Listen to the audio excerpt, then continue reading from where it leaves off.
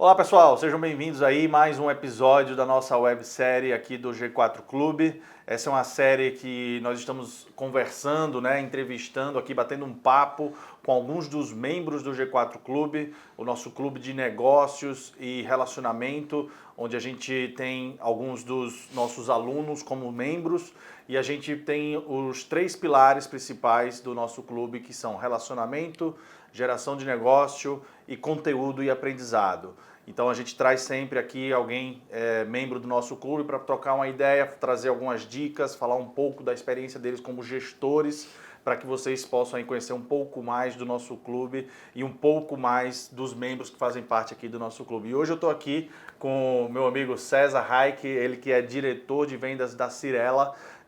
Vocês estão acostumados a ver muito os próprios empresários, os fundadores dos negócios aqui, mas também faz parte do nosso clube, dentre os membros do nosso clube e também alunos do Gestão 4.0, executivos de alto nível de empresas gigantescas, como o caso da Cyrela, e o César é um dos que mais se destacou aí e tem uma trajetória incrível como gestor, e ele vai compartilhar um pouco do conhecimento dele aí com a gente hoje. César, obrigado aí por aceitar o convite, cara. Se apresenta um pouco melhor aí. Bom, obrigado você, Tony, pessoal do G4.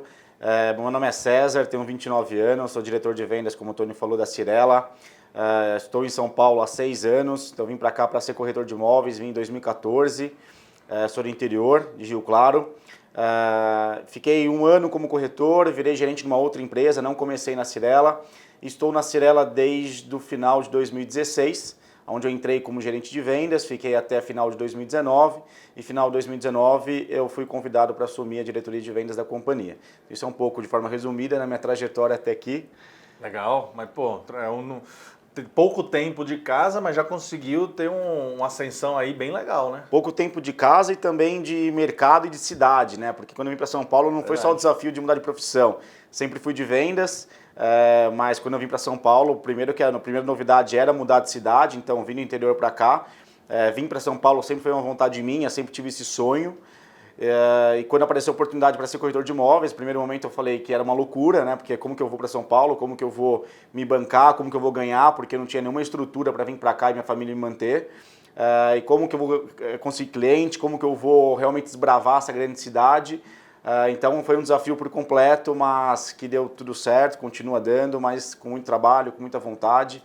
Então foi pouco tempo, mas esse pouco tempo, esses 6 anos, 7 anos que faço esse ano, foram anos muito intensos e de muita dedicação para tudo isso. Ô César, me conta uma coisa, nós temos quase 100 membros hoje lá no clube, e são todas pessoas de altíssimo nível, empresários, gestores, executivos, todos de alto nível, e você com 29 anos, dentro lá do clube, você está na parte baixa da média de idade lá, da faixa etária, e você já é considerado por todos os membros lá do clube muito respeitado e considerado lá como um dos modelos, um dos exemplos de gestores, E conta um pouquinho como que tem sido essa trajetória como gestor, esse desafio. Você falou que veio para ser corretor de imóvel aqui, Então você trabalhava sozinho, por conta própria, como a maioria dos corretores trabalham, e hoje você tem uma equipe inteira embaixo de você, que você lidera, você é um modelo, um exemplo de liderança lá para os membros do clube, para quem te conhece. Fala um pouquinho desse processo, você deixar de ser um autônomo, de certa maneira, passar a ser um integrante de uma equipe e passar a ser o líder de uma grande equipe. Primeiro de tudo, quantas pessoas tem nessa equipe e conta um pouquinho desse processo. Perfeito. Hoje eu tenho mais um par comigo na nossa divisão aqui no Grupo Cyrela, porque o grupo, a gente tem várias empresas que fazem parte da companhia, então nós temos aí em torno de 150 pessoas. Quando eu vim para São Paulo e vim para ser corretor, eu vim com uma cabeça nova, então não tinha nenhum paradigma, nenhum vício de mercado, E eu sempre tive na minha cabeça muito que pessoas dependem de pessoas. Isso é um pouco de educação, um pouco de família. Eu sempre fui muito unido aos meus amigos, às pessoas que estavam ao meu redor. Tive um grande mentor na minha vida que se chama João Tamaru, que foi o meu grande mentor na empresa que eu trabalhava no interior, que eu fiquei durante 5 anos. Então, antes dos meus 18 anos, até vim para São Paulo, trabalhei com ele. Um japonês, me ensinou muito sobre planejamento, processo, organização e liderança. Tive isso como grandes lições. Então, quando eu vim para cá, eu falei, eu preciso dar resultados, preciso performar, preciso realmente desbravar tudo isso, mas eu preciso também conquistar as pessoas e criar esse relacionamento. Então, quando eu comecei a dar resultados como corretor, eu comecei a pensar realmente como uma empresa. Então eu falei, estou ganhando dinheiro, estou indo bem, estou tendo constância de vendas. E eu via muitas pessoas ao meu redor, na empresa que eu trabalhava, que era muito pequena, que não estavam vendendo.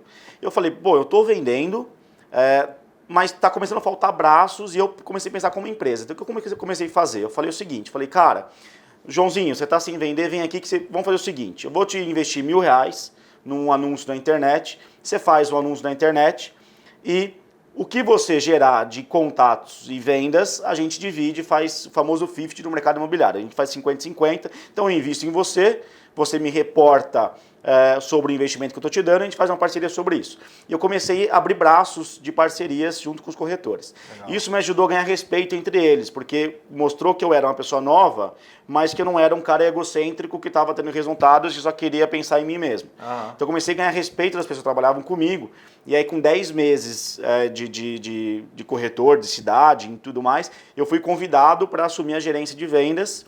Eu não aceitei no primeiro momento, falei, não, quero continuar como corretor, terminar meu ano como corretor.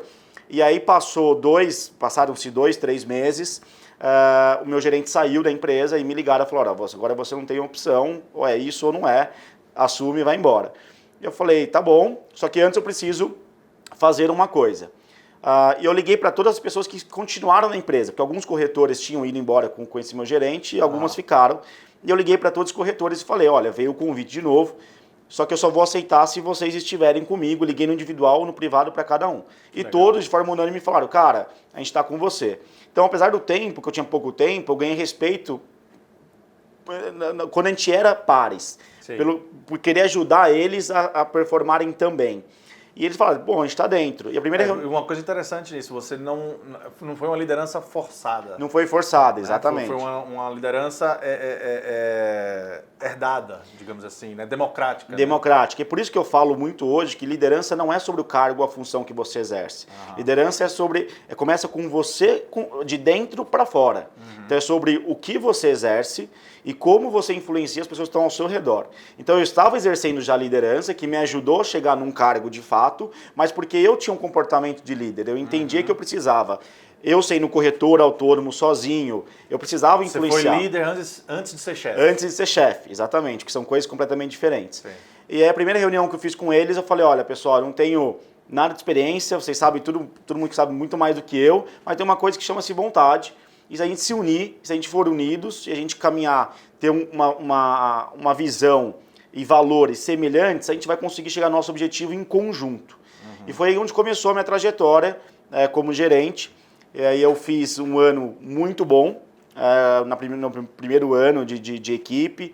Realmente eu foquei só em formação de pessoas, eu não focava em resultados, porque Legal. Eu sempre entendi que o resultado é sempre consequência dos seus atos. Sim. Então eu focava nas pessoas, em desenvolver meu time, e acabou que os resultados apareceram, mas eu comecei a me sentir incomodado, porque a empresa que eu estava era uma empresa pequena, e a gente sabe que o mercado imobiliário vive de lançamentos, Sim. Então a gente estava com pouquíssimos estoques. Estoques são apartamentos que nós temos prontos, prateleiras, né, que já estão à venda, e não tinha lançamentos previstos.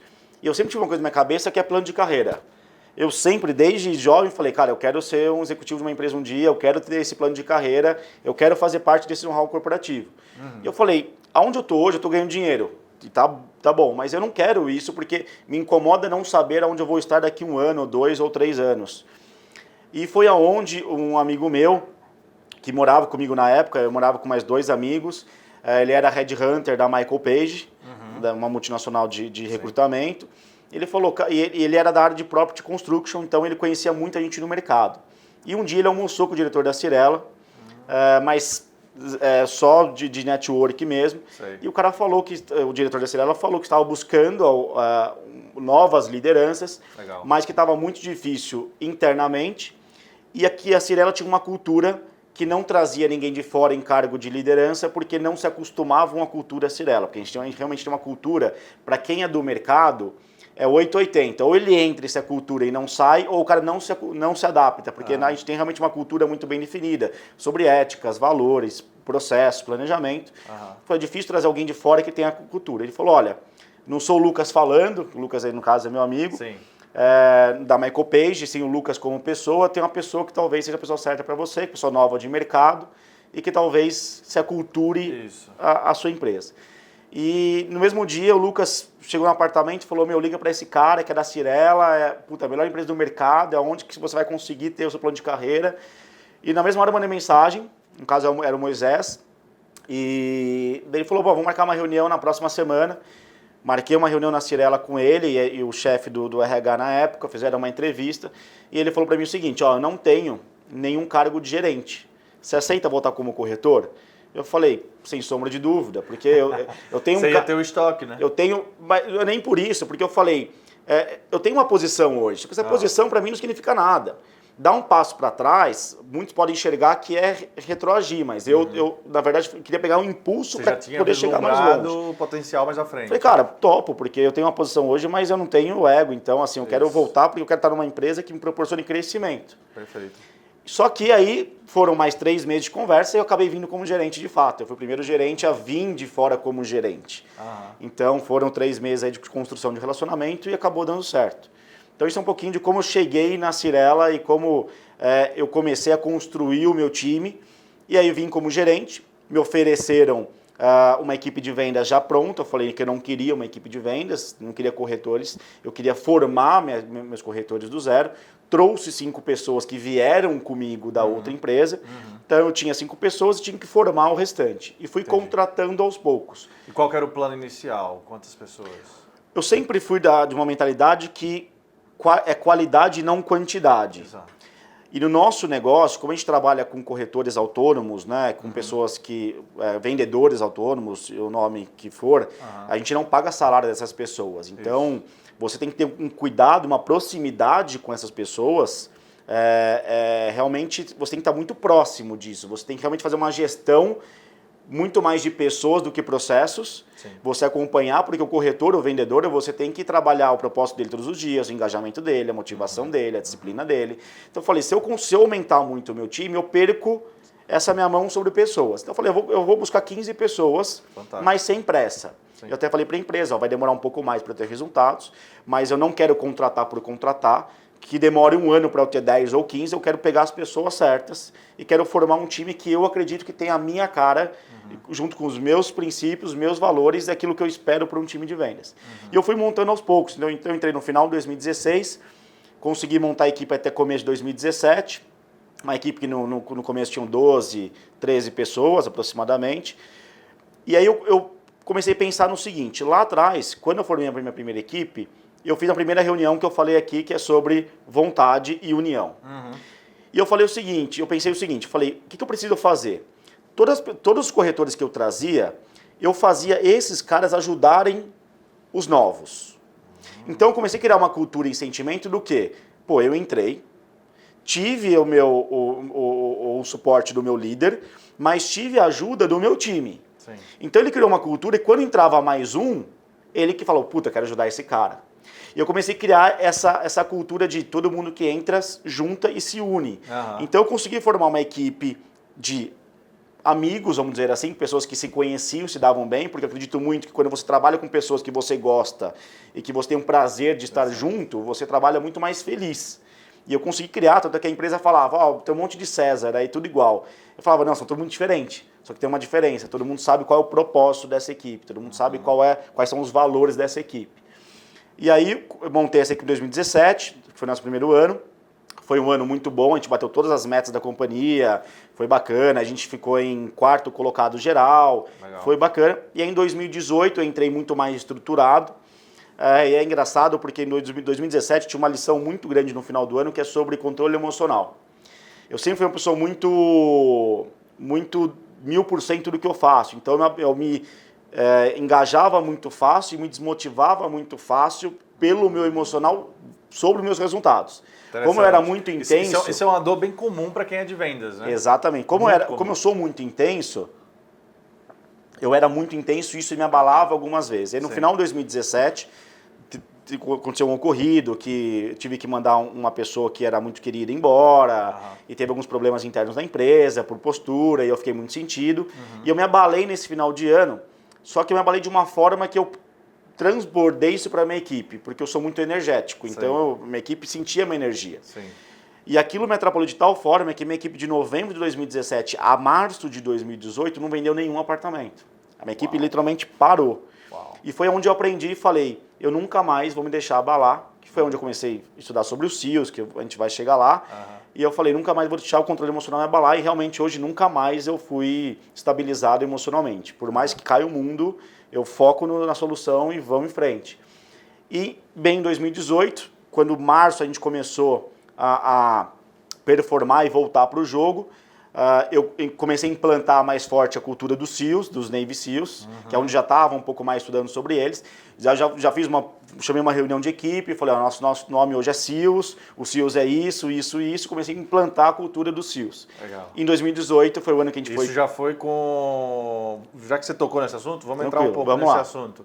Isso, eu sei que o César, eu também gosto muito, ele é fã, né, do autor, né, do ex-Navy SEAL, né, e autor hoje em dia se fala muito sobre liderança, disciplina, que é o Jocko, né, Jocko Willink. E nessa época já foi através do Jocko, da leitura do Jocko? Não foi do Jocko, foi através do Arte da Guerra pelos Navy SEALs. Aquele livro foi onde eu comecei. O Jocko eu fui conhecer depois. E aí foi onde eu estruturei, falei, cara, a gente é SEALs, expliquei para eles o que é SEALs, e vamos embora. E nesse ano que a gente começou a vender em março, esse foi o primeiro ano, então era o nosso segundo ano como equipe, foi o primeiro ano que a gente foi campeão de vendas. Legal. E a gente fez o maior número de vendas. Segundo ano e já... Nosso segundo ano como equipe. E mesmo começando só lá para março... Mesmo começando só para março, de março a dezembro, a gente foi campeão de vendas geral da empresa, com o maior número de vendas da história da companhia já feito por um gerente de vendas. Uau. Então a gente fez 137 milhões. Parabéns. Nunca tinha chego nem perto desse número, como equipe de vendas, gerente. E eu falei, bom, agora a gente fez um bom resultado, mas... 137 milhões a sua equipe? A minha equipe, só a minha equipe, exatamente. Então eu tinha na época 18 pessoas. Então para um resultado como gerente de vendas, ninguém tinha vendido essa quantidade como gerente de vendas. E aí 2019, a gente já estava muito mais aculturado, muito mais estruturado. Todas as pessoas do time tinham vendido, todas as pessoas do time tinham mais cultura da empresa, estavam mais estruturadas. A gente entrou em 2019 e falei, olha, a nossa meta esse ano é passar o nosso recorde do ano passado e ter a constância, que é o que mais importa. Sim. E eu continuei com a mesma cultura, continuei com a mesma linha de raciocínio. Em 2019 aconteceu de novo, então a gente foi pelo segundo ano consecutivo, fazendo o mesmo número. A gente fez, em vez de 137, a gente fez 135 milhões. Então a gente manteve um recorde de uma constância, entregando também um número muito forte. E aí no final de 2019... eu fui chamado para assumir a diretoria de vendas, para mim foi uma surpresa, porque eu tinha 3 anos de empresa praticamente, e também nunca tinha acontecido isso de alguém assumir em tão pouco tempo um cargo como esse. Para mim foi uma surpresa, havia especulações, mas na minha cabeça eu falei... Ainda ia levar alguns anos. Ainda vai levar alguns anos, né? Inclusive até foi feito um feedback comigo anteriormente, no convite, perguntando o quanto tempo eu tinha na minha cabeça para se desenvolver, e eu tinha passado mais 2 anos como gerente. Então era o que eu estava programando e aconteceu. Um baita reconhecimento, né? Um baita reconhecimento. E aí em 2019 foi isso, então eu assumi, na época eram 3 gerentes, eu tinha que ter 5 gerentes abaixo de mim, então eu assumi 3 gerentes que já eram da companhia. Sim. E eu era obrigado imediatamente a promover um que assumiria a minha equipe. Entendi. E aí eu encontrei essa pessoa que assumiu a minha equipe de imediato, bem logo depois da promoção. Era da própria equipe? Ou era um supervisor de vendas. Tá. Ele era um supervisor de vendas, ele já assumiu minha equipe, e eu tinha a missão de encontrar um 5º gerente. Eu falei, não, eu não vou encontrar um 5º gerente, eu vou ficar o ano inteiro com 4 gerentes, alinhei isso com a companhia. O meu outro par tinha mais 5 gerentes, eu falei, eu vou ficar com 4, eu vou conhecer essas pessoas, vou estruturar essas pessoas. Você fez mais ou menos o mesmo processo que você tinha feito anteriormente? Mais ou menos. Funcionou. Falei, inclusive eu tinha equipes com poucos corretores e o gerente me perguntava, a gente tem que contratar. Eu falei, não contrata ninguém, pelo contrário, vamos fazer até um pente fino, deixa quem tá, vamos com menos, vamos se conhecer, vamos se estruturar e a gente tem essa é a nossa visão, esse é o nosso propósito para esse ano. eu deixei tudo na mesa para eles, falei, vamos juntos e vamos esquecer resultados, mas vamos pensar em como reter mais pessoas, como deixar mais essa cultura enraizada para os nossos corretores, em como a gente organiza processos, fazer reunião com os corretores, ver o que eles não estão gostando, o que eles esperam da empresa que eles não estão tendo. Vamos realmente passar uma cara muito mais corporativa para eles, vamos passar essa cultura, porque normalmente o vendedor autônomo ele não tem uma cabeça corporativa. Não. E eu falei isso, a gente tem que deixar ele mais corporativo, ele mais empreendedor, a gente tem que capacitar mais esses caras. E eu fui fazer esse trabalho durante o ano, e aí veio a pandemia. E quando chegou a pandemia, a primeira coisa que eu pensei, eu falei, cara, vamos enxugar. Acabei de entrar no cargo, provavelmente não vou manter. Falei, volta como gerente, vamos separar as diretorias. E eu falei, eu não vou me abater. Eu comecei a desenhar planos com a minha equipe, de planejamento, de manter os corretores ativos, que ficou 3 meses o pessoal em casa, mas a gente em contato com eles diariamente, levando conteúdo. A gente criou quartas do conhecimento, onde a gente trouxe até o próprio Thales para falar com eles. Então a gente foi criando realmente conteúdo para manter essas pessoas realmente com a chama da esperança acesa. Fala, vai dar certo, e a empresa e o César, os gerentes estão pensando na gente, e vamos em frente. E aí eu lembro que no final de abril, a gente voltou para o escritório, só a liderança, e quando eu pisei no escritório eu falei assim, tá todo mundo esperando que o normal antigo vai voltar, e eu falei, não vai voltar, e eu acho que a grande maioria, quando abrir os olhos, já vai ter passado um caminhão na frente, o ano vai voar, e as coisas estão acontecendo, a gente viu vários negócios nascendo na pandemia, muitos morrendo, mas muitos nascendo, e muitos outros se adaptando e se reinventando. Eu falei, cara, a gente vai ser quem vai se reinventar. E eu olhei para o meu gerente e falei assim, reunião via Teams agora. Eu falei, para tudo, para de dar conteúdo para os corretores, vamos começar a cobrar organização, clientes, agendamentos, porque a gente já estava começando a voltar os agendamentos, com hora marcada, plantão fechado, cumprindo as normas. Mas falei, vamos começar a mudar o mindset dos caras de novo para vendas. E uma gerente minha falou, mas César, não voltou, tá em plena pandemia. Eu falei, e nem vai voltar, né? Até fiquei um pouco bravo na hora, falei, nem vai voltar, mas a gente não pode esperar. Exato. O nosso mindset é vendas. Então, vamos parar de dar conteúdo e passar a mão na cabeça como se o mundo fosse resolver amanhã, que não vai, porque isso ainda vai longe, né? Hoje nós estamos em 2021, a gente sabe que pé a gente está. Então, e vamos começar a mudar o mindset de vendas e vamos começar a trazer esses caras de novo para o game. E foi onde a empresa também começou a ver esses movimentos de mercado também, e foi a primeira empresa que lançou na pandemia, ou a segunda, mas pelo que eu me lembro foi a primeira. E a gente falou o seguinte, a gente ia ter um projeto que a gente ia lançar em março, estava aberto já o stand de vendas, só que a gente teve que fechar, porque a gente abriu dia 15 de março, dia 20 e pouco fechou. E a gente falou, vamos pegar esse projeto, já estava tudo pronto. Isso era abril? Isso, aí foi para maio já, final de maio. Então, entre abril a gente começou a mudar o nosso mindset, e aí em maio já entrou a empresa já falou, vamos começar a sentir o mercado.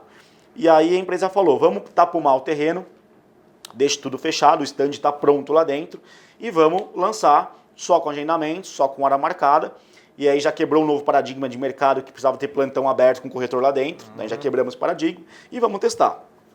Lógico que veio com uma redução de preço, porque a gente deixou de ter outros custos, mas enfim, a gente colocou o produto na praça, mobilizou o time, imagina, né, os corretores há 3, 4 meses em casa sem receber R$1, viu uma oportunidade, a empresa inteira se mobilizou, a gente vendeu o produto em 2 semanas, 170 unidades, e foi onde a gente falou, a gente vai fazer o ano inteiro em 5 meses. A gente mudou a nossa virada de chave, daí a gente começou a realmente mudar toda a nossa estrutura de programação com os corretores, ser realmente vendas, combinamos com a incorporação, vamos lançar tudo, porque a gente tinha 14 lançamentos programados durante o ano. Então a gente lançou 14 do segundo semestre. Em 6 meses? Em 6 meses. Então a gente falou, vamos pôr na praça tudo, colocamos o segundo, 100% vendido.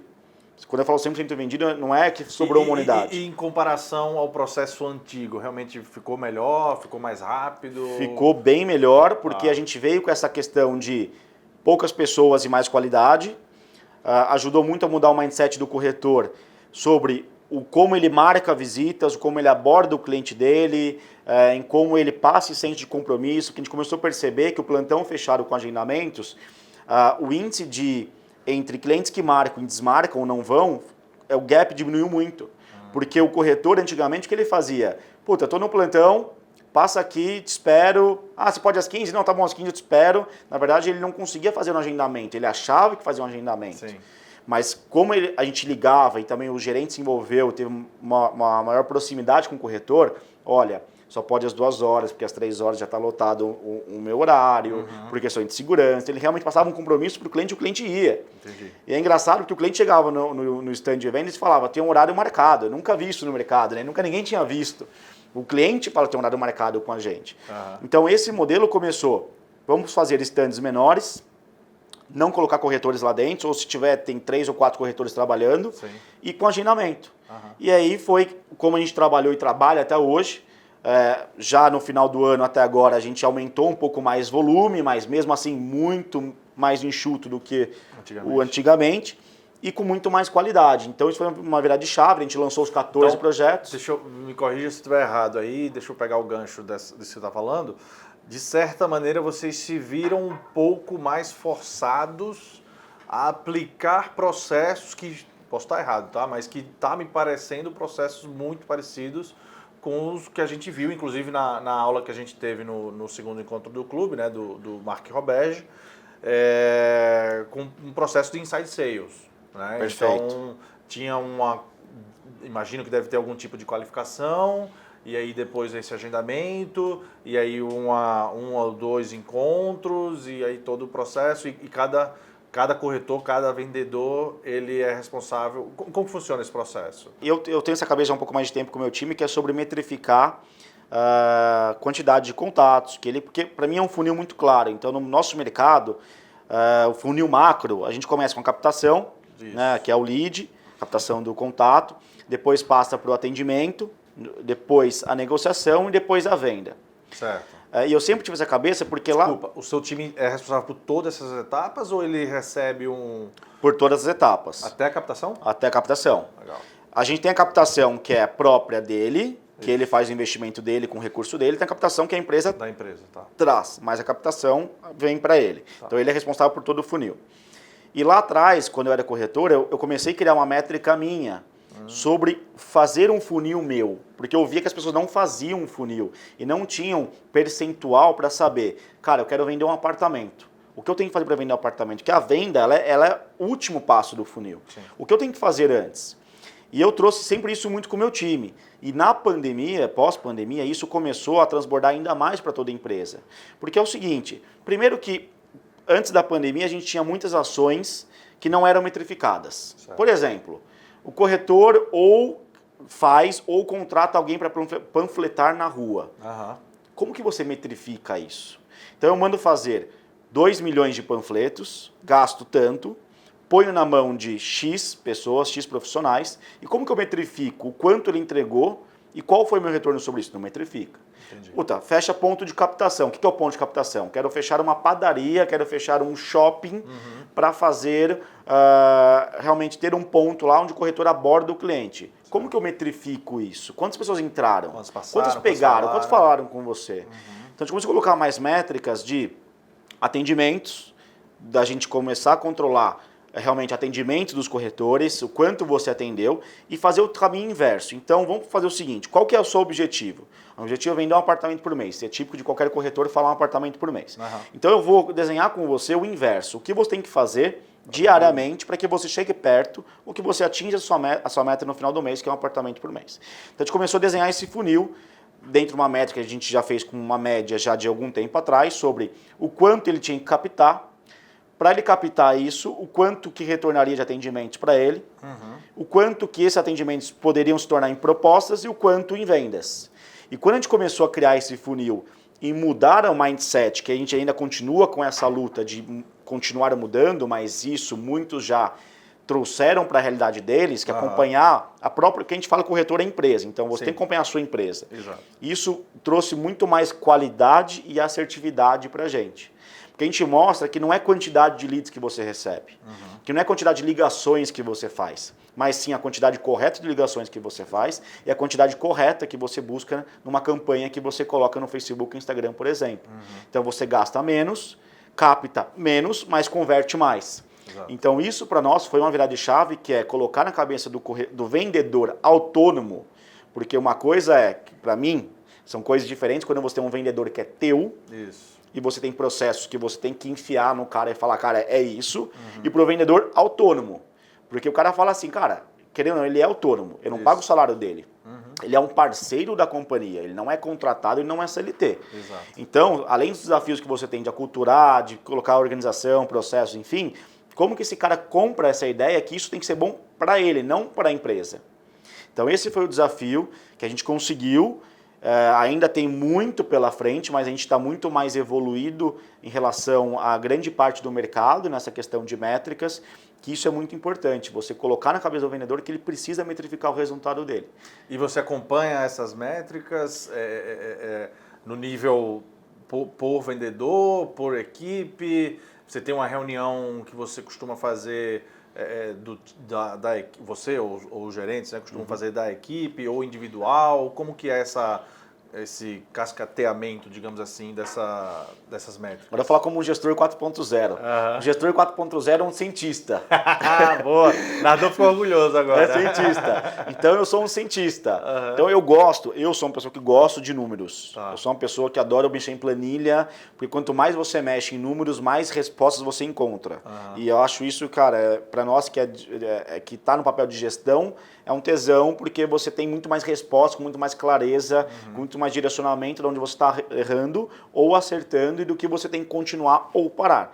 Então eu gosto, o meu papel, eu tenho 2 papéis na minha rotina diária de segunda a segunda, porque final de semana eu também trabalho, que é olhar números e falar com pessoas. Perfeito. Então eu invisto o meu tempo, na verdade, olhando números e falando com pessoas. Perfeito. Então eu me debruço em cima dos números, que faço uma reunião cada segunda-feira com gerentes da semana que passou, para olhar como foram as conversões, captações, atendimentos, vendas, movimento em geral, discuto com eles o que causou uma possível baixa ou uma alta no resultado, para saber como a gente tem que melhorar ou o que a gente tem que continuar naquela semana, porque a grande questão é você conseguir ajustar a rota rápida. Isso. Então tem muitas ações que nós fazemos, que nós colocamos em prática uma semana, a gente vai descobrir na outra semana que não deu certo, ou que deu muito certo, ou que simplesmente empatou. Isso. Mas eu sempre falo para uma equipe que é você conseguir corrigir a rota rápida. Né? Então, toda segunda-feira eu faço um desdobramento de números com eles, de métricas, o que eles também fazem com os corretores ao longo da semana. Cada gerente tem a sua agenda com seus corretores e alguns compromissos que eles me devolvem depois de uma reunião com os corretores, o porquê, a percepção também dos corretores, que é uma coisa que eu gosto de ouvir. Eu quero saber, vocês estão me dando essa percepção em cima de dados, porque também, eu acho que foi ruim por causa disso. Não tem acho, né? Me dá dados, se faz sentido. Também quero ouvir os corretores se faz sentido, porque eu quero que você discuta com o corretor dados da mesma forma que você discute comigo, porque você consegue elevar o nível dele e a cabeça dele de pensar sempre em dados e não em percepções. Então a gente faz, toda semana a gente tem essa rotina de acompanhamento, e aí final de semana é muito mais front, né? Muito mais atendimento, vendas mesmo, mas a rotina mesmo é processos e pessoas de segunda a segunda, é como a gente trabalha aqui. Então, fantástico. E César, voltando um pouco aí mais para a parte do... Vamos continuar nas vendas ainda. Tem um outro ponto aqui que eu queria entender. Como que você faz para desenvolver... Beleza, vou dividir essa pergunta de 2 formas. Como que você faz para desenvolver esse vendedor? Como que você faz um onboarding, digamos assim, né? Hoje eu imagino que sejam os seus gerentes que façam isso, mas deve ser através da orientação sua. E como que você consegue enxergar nessas pessoas se ela tem o perfil, né, ou a aptidão para desenvolver uma liderança para que eventualmente ela também seja promovida. Afinal de contas a gente fala, né, o papel do líder é desenvolver outros líderes, né? Então, como que você lida com isso, com a sua equipe? Tá, bom, o onboarding hoje, a gente está se reinventando nessa questão. A gente tinha um onboarding um pouco mais completo, mas acabou ficando ultrapassado. Hoje a gente está deixando um onboarding mais geral, empresa, mas com o meu time em si, o que eu faço? Então, o papel do corretor a gente criou uma persona de quem a gente quer contratar. Então, eu na verdade, desde que eu entrei para a diretoria, junto com o meu time, eu falei o seguinte, chega de contratar por contratar, vamos definir uma persona, porque não adianta ficar, acho que é bom por isso, por aquilo, tem que ter uma persona. E eu também gosto que o corretor, quando vem ser entrevistado com um gerente, ele passe por um segundo gerente, E se continuar com dúvidas, passa comigo para eu também conhecer e dar o palpite. Então ele passa por um segundo gerente, porque eu acho que essa troca, porque um gerente pode chegar de uma forma e o outro de outra, e se não chegar numa conclusão que é bom para os dois, por mais que um ache que é e o outro não, a gente não contrata. Perfeito. Então isso eu faço no meu time, tá? Então a gente tem esse direcionamento de persona.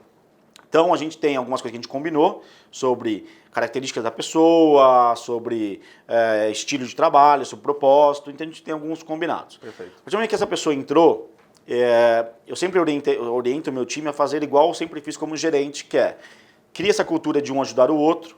Então você tem que passar o processo da empresa, como funciona, combinados e tudo mais, mas comece também a rodar esse novo corretor nos produtos o mais rápido possível e com outros corretores que não seja vocês acompanhando, para ele se enturmar com esses corretores, para ouvir um pouco a história de cada corretor e para que cada corretor consiga realmente já dar abraçar esse cara e falar, cara, faz isso, faz aquilo, e aí depois você volta para ele, faz um compilado de todas as informações e vai direcionando esse cara de acordo com a sua estratégia, em qual produto ele vai trabalhar, se ele vai trabalhar no nosso online, que é nosso chat da Cyrela, se ele vai para o plantão, se ele vai ficar no escritório, como que ele vai trabalhar de acordo com o perfil dele. Perfeito. Então eu faço esse passo a passo, tá?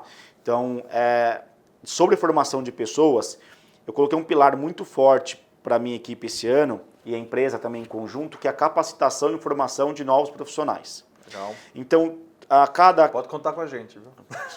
Sem sombra de dúvida. Sem sombra... Não podia perder essa. Vou formar um monte de gestor bola. 4.0 aqui, fazer um in-company total. E aí, a gente tô trazendo a cada 20 dias, mais ou menos, algum curso novo para a realidade deles. Eu trouxe uma empresa agora para realizar edições de vídeos e imagens profissionais para que eles consigam começar a trazer a transformação, a presença digital para eles. Então, estou fazendo vídeos com eles de assuntos, contando a história de uma venda, falando um pouco de cultura, contando a história... Isso para deixar público. Isso para deixar público. Deixar público, mas a grande intenção é a gente veicular isso, né, como empresa, mas que eles consigam pegar gosto e trazer isso para a realidade deles. Então, a gente já vê corretores hoje fazendo vídeos, que é uma coisa que a gente sofria um pouco para conseguir. E a gente veio com essa capacitação e novidades. E aí, a gente implantou agora o Six Box, tem o Nine Box também, mas a gente começou com o Six Box, começando pelos gerentes, pelos corretores, de mapear todos os nossos talentos. A gente está fazendo isso, a gente teve uma reunião ontem sobre que a gente juntou toda a liderança, porque cada gerente mapeou o seu, cada diretor mapeou o seu, mas a gente fez uma discussão em conjunto se todo mundo concordava com aquela classificação. Isso é rico, né? Porque não fica só a classificação do próprio líder. Explica um pouco melhor o que é esse Six Box. O Six Box, na verdade, são 6 quadrados, resumindo aqui, onde você classifica o seu liderado entre baixa performance, alta performance, tem potencial de vendas, é um corretor ou um líder sólido, é uma pessoa que tem liderança informal, mas que não tem hoje possibilidades para assumir um novo cargo ou que tem possibilidade para assumir um novo cargo. Então a gente mapeia o perfil dessa pessoa hoje na companhia. Então quando a gente faz esse mapeamento, a gente consegue enxergar, puta, esse cara ele vende muito bem, mas esse cara, ele é um cara que ele não tem o perfil de um passo a mais, por exemplo. Ele é um vendedor pitbull, vamos dizer assim, né? Sim. É um vendedor nato, mas é um cara mais individualista. O Alfredo até fala isso na aula dele, né? Às vezes o melhor vendedor não é o melhor técnico. Não necessariamente. Não é o melhor líder, né? Exatamente. Não necessariamente vai ser o melhor gestor de melhor vendas. gestor. Como a gente pode ter o cara que ele é um cara que... Baixa performance não, é baixa performance, mas é um cara que ele é constante de vendas, ele não vende nem muito acima da média, mas vende na média, mas é um cara que a gente enxerga que tem perfil para uma supervisão, para uma diretoria futuramente, por exemplo. Sim. Então a gente fez esse mapeamento com os corretores, a gente já tinha programado agora na próxima semana para a gente começar reuniões com esses corretores, mas agora a gente vai ter que estender um pouco mais isso. Mas a gente está criando esse programa de capacitação e a gente abriu agora um programa interno que chama-se Quem Quer Ser um Supervisor de Vendas da Cyrela. Legal. Então a gente criou uma inscrição, então onde o corretor vai lá e se inscreve. Quantos corretores tem na companhia? Hoje total, posso falar de 500 corretores aproximadamente. Tá? Geral, do grupo. Sim, do grupo. E a gente abriu porque A promoção, antigamente, antes desse programa, ela ficava muito a critério gerente, do meu critério, vale a pena, não vale a pena.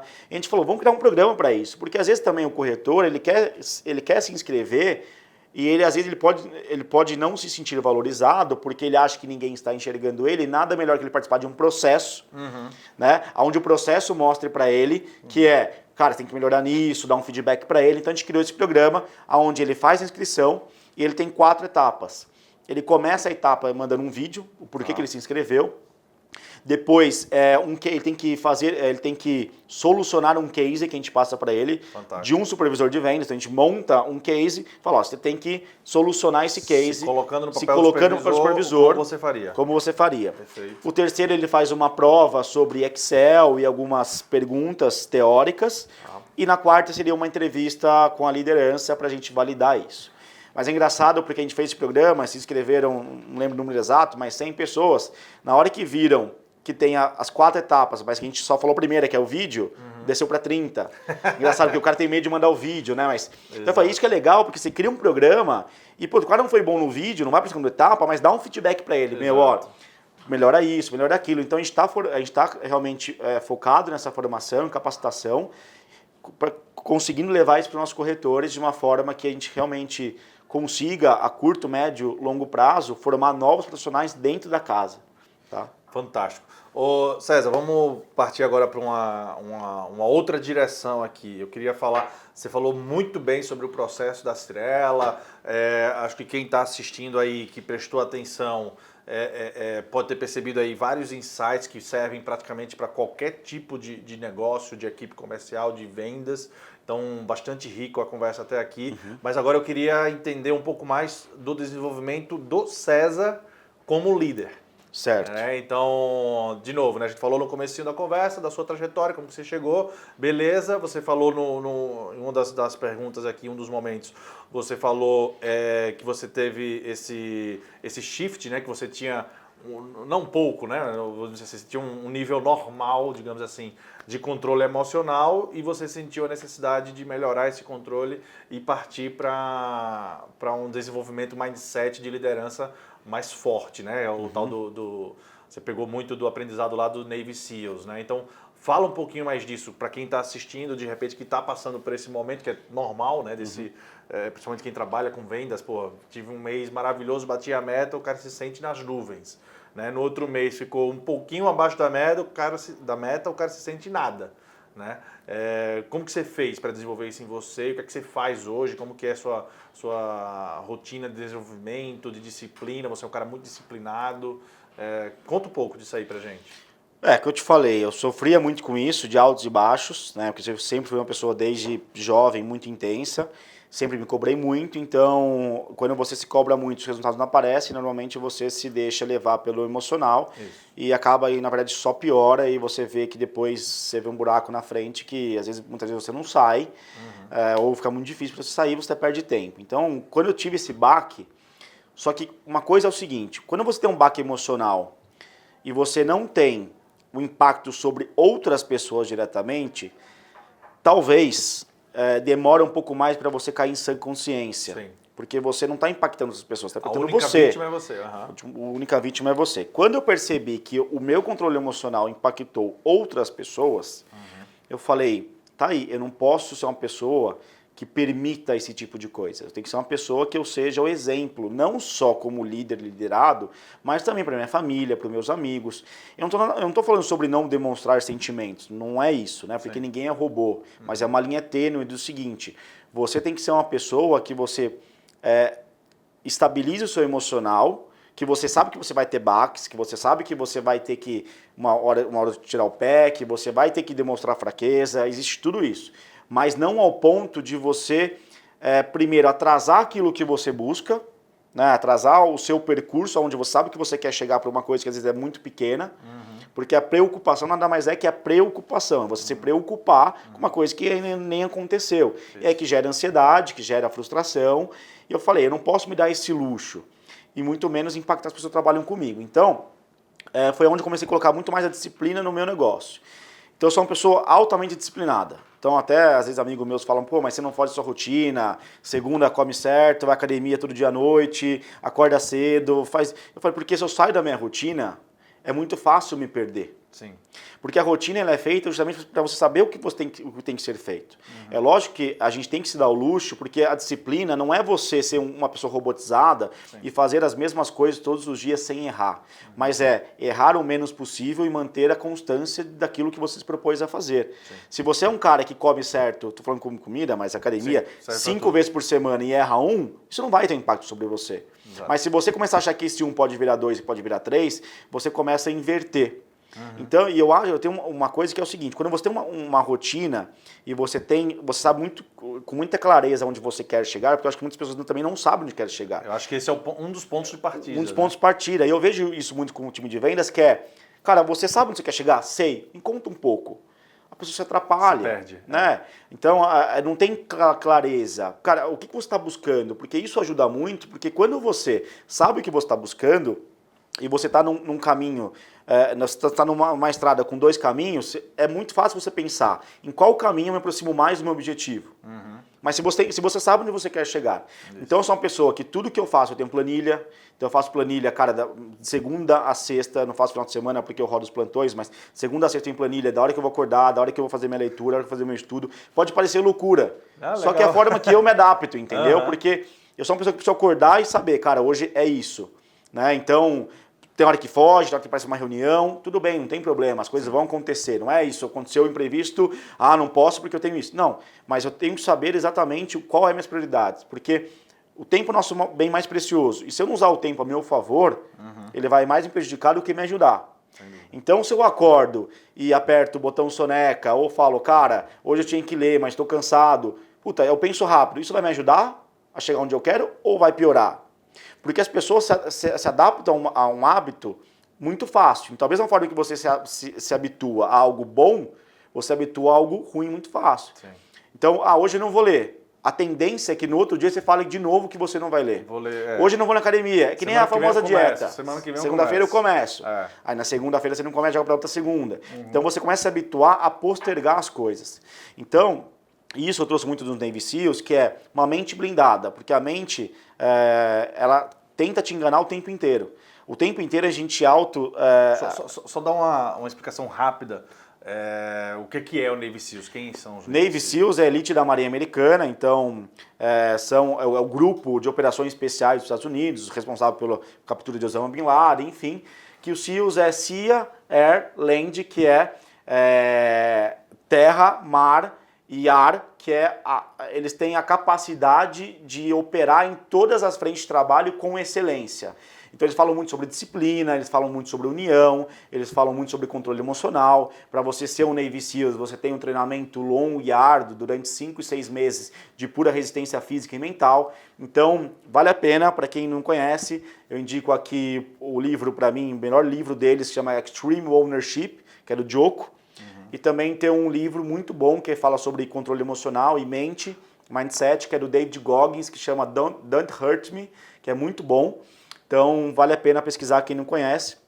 Então vamos colocar o link aqui para quem quiser. Coloca o link, esses 2 livros são muito bons. Tem vários outros, mas aí vocês buscando, vocês vão ver que tem vários outros livros que são muito bons para essa questão de liderança, rotina e disciplina.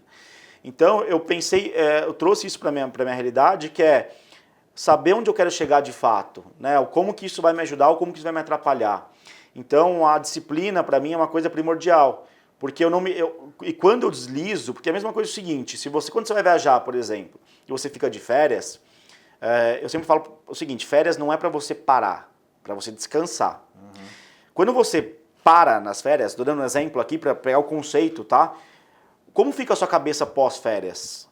Muitas das pessoas, quando não entende que é parar, que é tipo, eu mereço, vou descansar, desliga tudo lá, vou me abdicar de tudo. Não desligar, mas quando você começa a viver uma coisa que não é mais tua, quando você volta das férias, como você volta? Tem uma ruptura você fala, da sua rotina. Você demora para voltar, a sua semana pós-férias não é produtiva, na sexta-feira já fala, puta, vou fazer outra coisa. Porque o seu corpo, ele se habituou muito rápido a outras coisas. Por isso que a rotina é importante, a disciplina é importante. E isso mantém um controle emocional, porque eu acho que o maior perigo é quando você se propõe a fazer algo e você não consegue, porque você se frustra. Só que aí você cria uma verdade que não é uma verdade, que você não é capaz daquilo, que aquilo não é para você. É uma crença limitante. É uma crença limitante. É a mesma coisa de leitura, cara. Eu vou começar a ler. Você já lê? Ah, não leio, mas vou ler um livro por mês. Esquece. Começa com 5 páginas por dia, porque senão você vai se frustrar, mas monta uma rotina porque que você não vai errar. Porque quando você não erra, o seu sentimento é... A recompensa, cara, né? a recompensa. Consigo e vou partir para o próximo. Então é isso que eu trouxe para mim, que é essa disciplina, que é a rotina, que tem lados bons e lados ruins, né? Prós e contras como tudo. Lados contras que eu mais vejo é que eu abdico mão de muita coisa, às vezes... mas é tudo calculado, porque eu abdico mão, às vezes, de lazer, abdico mão, às vezes, de um outro lifestyle, mas não é aquilo que eu quero pra mim. Então não é que é errado pra mim, tá claro entendeu? Pra você o objetivo. Tá claro, porque eu sei aonde eu quero chegar e eu sei que daqui a alguns anos eu posso ter outras vontades e outros objetivos que eu não tenho hoje. Então acho que é tudo você calcular onde você quer chegar. Porque se você tem essa clareza, você fala, puta, eu vou abdicar a mão hoje, eu abdico mão da minha família, que pra mim é o que mais me dói, minha família fica no interior. Vejo minha família a cada 2 meses e moram a 1h30 daqui, porque realmente, assim, minha rotina hoje é essa. Então eu tento encaixar, mas eu sei que isso vai me ajudar muito onde eu quero chegar. E quanto mais eu entendo isso, quanto mais eu pratico isso, eu vejo que mais eu evoluo, mais eu cresço. Perfeito. Eu não posso perder tempo. Entende? Só que aí entra o equilíbrio, né? De novo, eu vou repetir aqui, porque a disciplina não é você não falhar. É você falhar, mas é por quanto tempo você continua fazendo aquilo que você se propôs a fazer. Perfeito. Então é um pouco do que eu trago para minha realidade, que é o que me ajuda muito no desenvolvimento, na disciplina, na rotina, no dia a dia, e muito mais do que isso, que é para o nosso mental, para o nosso mindset. Eu acordo todos os dias, eu não acordo motivado, mas, cara, eu acordo feliz porque eu sei que eu cumpri o que eu fiz ontem. Então acho que essa sensação que te faz continuar, entende? De você falar, puta, eu tô com tesão comigo mesmo. O Thales fala muito, né? Às vezes você não acorda motivado, mas você acorda disciplinado, você vai embora. Isso. Não importa se você tá motivado ou não. É isso. É cumprir. É cumprir. Então, por exemplo, puta, ontem, cara, a gente fez reunião de empresa para falar sobre a fase vermelha e eu me proponho a dormir no máximo até a meia-noite. Falo, tenho que dormir até meia-noite porque eu tenho horário de sono e tal. Vi 2 horas da manhã, não tinha dormido. O jeito mais fácil de eu pensar hoje de manhã foi, cara, ontem eu cheguei tarde, não consegui dormir, tive insônia, estava preocupado. Mais tarde Não, cara, o problema é meu, não é do mundo, o problema é meu se eu não dormir na hora que eu me propus. Eu vou ter que acordar na hora que eu combinei comigo mesmo. Só que o que eu quero dizer é que a nossa mente, ela fala o tempo inteiro pra gente. Dá um descanso pra você merece. Vai lá, gasta lá porque você trabalha pra isso. Vai lá, se dá o luxo porque você trabalha pra isso. Tira um pouco o pé porque você merece descanso. Cara, não é o jeito que eu gosto de colocar pra mim, entendeu? Então acho que é um pouquinho isso do meu dia a dia.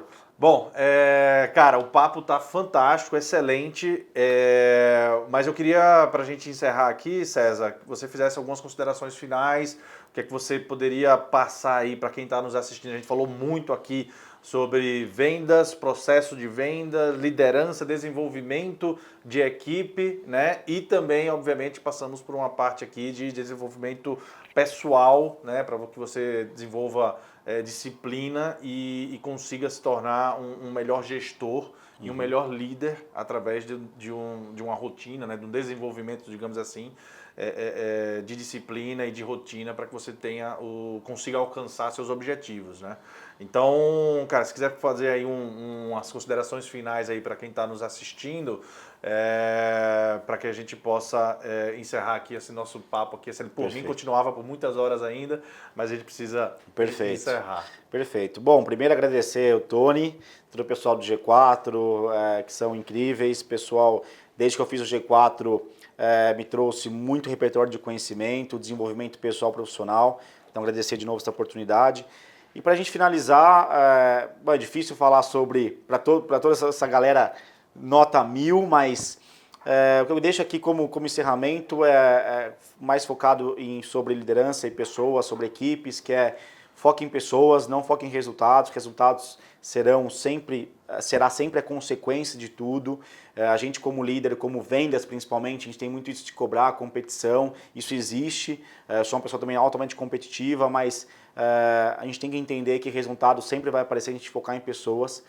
E grande parte dos nossos problemas hoje com os nossos vendedores, liderados, funcionários, que seja, na minha opinião, muitas vezes a falta de proximidade entre líder e liderado, de você realmente estar próximo, de você entender realmente qual é o sonho dessa pessoa. Você, eu estou falando você mesmo, não é o seu gerente ou o cara que você manda para conversar com ele, é pouco de você, porque às vezes você como dono, como líder, como figura principal disso, precisa entender, claro que a gente tem tamanhos e tamanhos de empresas, de estrutura de equipes, mas a gente sempre consegue transbordar um pouco mais como se fosse a gente realmente entendendo o que são essas pessoas, o que elas esperam de você como pessoa, como líder, como empresa, o que elas realmente estão buscando, porque tem pessoas que buscam coisas que pra gente são óbvias, mas o que às vezes nem sempre que é óbvio pra gente é óbvio pro outro. Então acho que deixo como um recado essa questão, que eu sempre gosto de falar muito que pessoas dependem de pessoas, porque isso realmente move montanhas, isso realmente cria resultados extraordinários, e também sobre em trazer um repertório de conhecimento para essas pessoas o tempo inteiro. Então isso o G4 me fez, continua fazendo e certamente continuará fazendo com todos os conteúdos, que é trazer cada vez mais repertório de conhecimentos diferentes daquilo que a gente está habituado no nosso dia a dia, que a gente traga novidades, disrupções para o nosso negócio e que a gente consiga se reinventar cada vez mais, porque isso traz inspiração e isso traz exemplo junto às pessoas que estão ao nosso lado. Porra, que aula, hein? Que aula, pessoal. Cara, prazer enorme ter você aqui. Obrigado por aceitar o convite. Obrigado. Agradecer também a Cirela por estar cedendo aqui o escritório para a gente gravar isso aqui. O César não é besta nem nada, né? Já colocou a gente na sala que tem essa vista maravilhosa aqui e já falou: vou levar lá para você conhecer esse lançamento. Pessoal, caso vocês queiram visitar, ó, uma bela piscina de 50 metros. Com olha a aula, tá vendo? O cara colocou: Tony, você tem que conhecer esse aqui. Já tô ligado, hein? Tô ligado. Pior foi o Alfredo ontem. Ele falou, eu fechei com ele, aí ele falou assim: puta, a Gráfica fez uma promoção agora, 100 livros, R$1.000. Consegui 550 livros para ele. Pra empresa inteira. Eu falei: pô, meu, você me vendeu sem querer vender. Você me falou de 100, eu comprei 550. Não, ele é demais. 2 mestres falando de venda já nisso. Mas, cara, obrigado aí por tudo. E, pessoal, fica ligado aí na nossa websérie. Vai ter mais convidados aqui, mais membros do G4 Clube para vocês conhecerem. Quem quiser conhecer um pouco mais do trabalho do César, segue o César. Qual rede que você usa mais? O Instagram mesmo? Instagram, César com Z, Aik, vou soletrar, H-A-I-K, Haik, tá? César Aik. E segue o Gestão 4.0 também lá no Instagram e o G4 Clube também, @g4.clube. Se inscreve aqui no canal para poder acompanhar aqui nossa série. Valeu, pessoal. Até a próxima. Valeu, pessoal. Tchau, tchau.